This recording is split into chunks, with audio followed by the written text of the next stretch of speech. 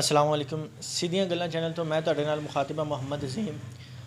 ہمارے ساتھ ایک کانانو کی مشہور و معروف شخصیت جناب سر مرتضیٰ صاحب موجود ہیں. السلام علیکم. وعلیکم السلام. سر جی آپ کا بہت بہت شکریہ، آپ نے ہمیں وقت دیا.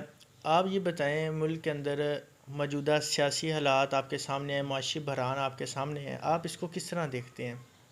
اصل میں عظیم بھائی بات یہ ہے کہ جس طرح سے ہمارا ملک جس نہج پہ پہنچ گیا ہے تو جتنے بھی سیاستدان ہیں وہ اپنی فکر میں لگے ہوئے ہیں. کوئی اپنے کیس چھڑوا رہا ہے، کوئی کچھ بیان دے رہا ہے، عوام کی کسی کو فکر نہیں ہے.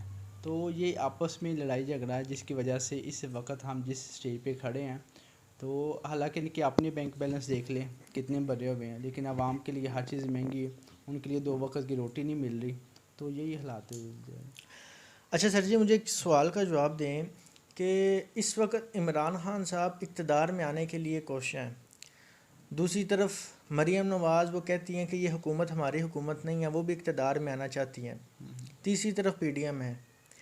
آپ کیا دیکھتے ہیں کہ کیا پی ٹی آئی اقتدار میں آ کے وہ آپ کے لیے، میرے لیے اور ملک کے لیے کیا کرے گی، یا مریم نواز صاحبہ وہ آ کر آپ کے لیے میرے لیے کیا کریں گی؟ کیا دیکھتے ہیں آپ ان دونوں کو؟ اصل میں اب دیکھیں آپ جتنی سیاسی جماعتیں ہیں، مریم نواز صاحبہ ہیں، تو ان کے آپ بیانات دیکھ لیں تو پہلے کون حکومت کر رہا تھا.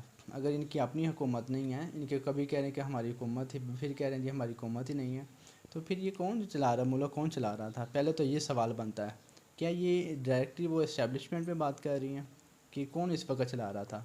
دوسری آپ نے ایک بات کی ہے پی ٹی آئی کی، تو اس وقت تو پی ٹی آئی ڈائریکٹ وہ الیکشن کی طرف جانا چاہ رہے ہیں. تو اصل میں ہر ایک کے اپنے ذاتی مفادات ہیں. میرا خیال ہے کہ اس میں عوام کا نہیں کچھ ابھی کوئی بھی نہیں سوچ رہا.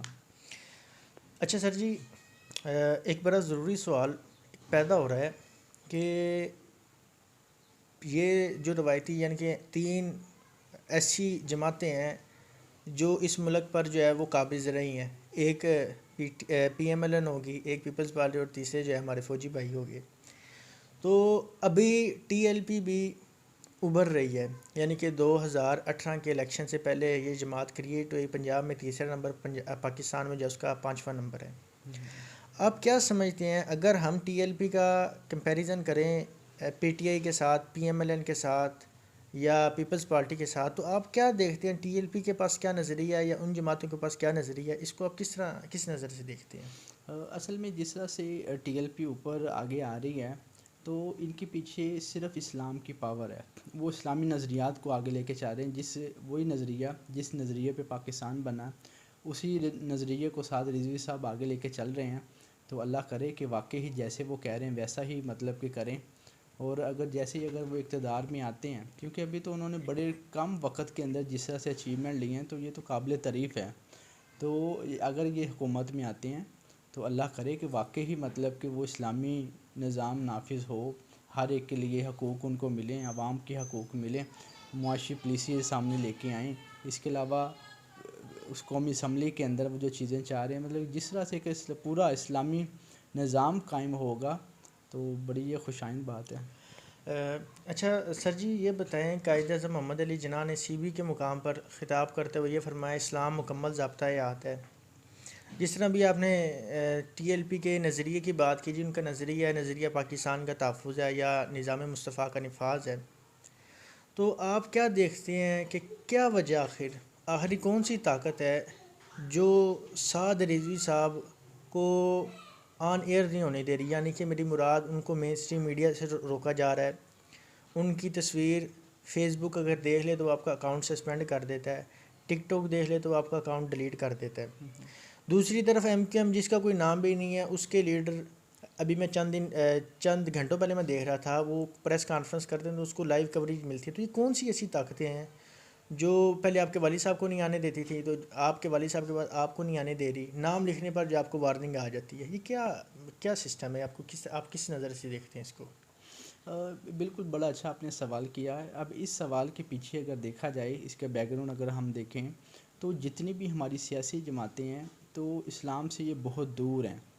ہر کوئی اپنے ذاتی مفادات کی جنگ لڑ رہا. تو اصل میں یہ سارے ایک ہی پیج پہ ہیں. اگر ذاتی مفادات میں دیکھیں سارے ایک ہی پیج پہ ہیں. تو اسلام کا نام لینے والا کوئی بھی نہیں ہے. جب بھی اسلام کی بات کریں گے آپ بہت ساری وہ تحریکیں اٹھ جاتی ہیں، کوئی قادیانی کو سپورٹ کر رہا ہے، کوئی کسی مذہب کو کر رہا ہے. تو لیکن جب سعد رضوی صاحب اسلام کی بات کرتے ہیں تو سارے لوگ اس کے مخالف ہو جاتے ہیں، ان کو لائیو کوریج بھی نہیں دی جاتی. اگر فیس بک پہ کوئی بات ہوتی ہے وہ سسپینڈ ہو جاتے ہیں، اکاؤنٹ ہو جاتے ہیں. کیونکہ جب بھی آپ حق کی بات کریں گے آپ کو بہت زیادہ ریزسٹنس فیس کرنی پڑے گی.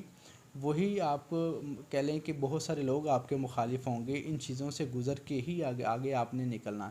اگر آپ ان چیزوں کو فیس کر رہے ہیں ویل اینڈ گڈ، اور انہی چیزوں کو فیس کر کے ہی آپ آگے نکلیں گے انشاءاللہ. اللہ چاہا تو بہت جلد اقتدار میں بھی ہوں گے.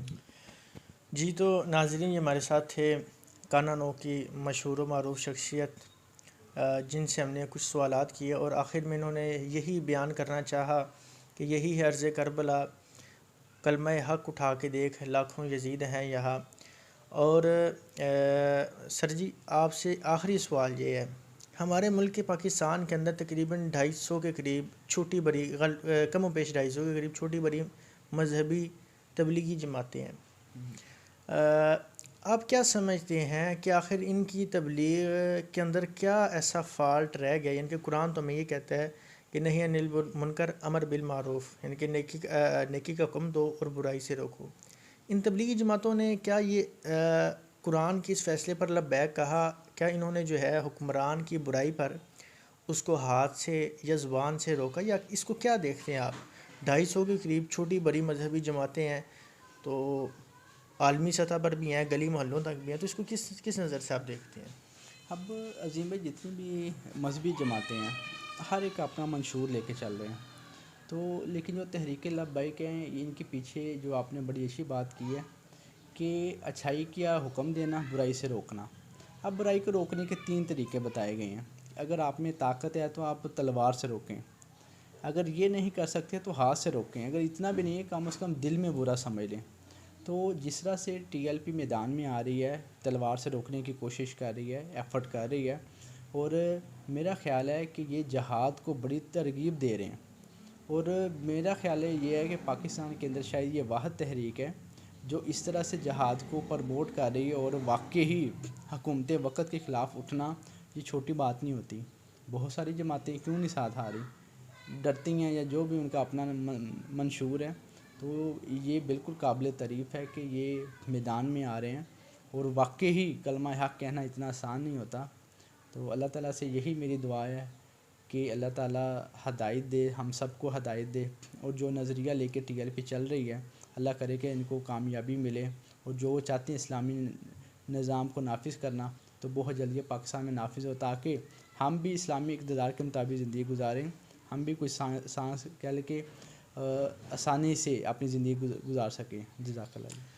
جی تو یہ ہمارے ساتھ تھے جناب مرتضیٰ صاحب، ڈاکٹر اقبال کے شعر کی تشریح کر رہے تھے کہ طاہر لاؤتی اس رزق سے موت اچھی، جس رزق سے، جس نام سے، جس پیسے سے آتی ہو پرواز میں کوتاہی.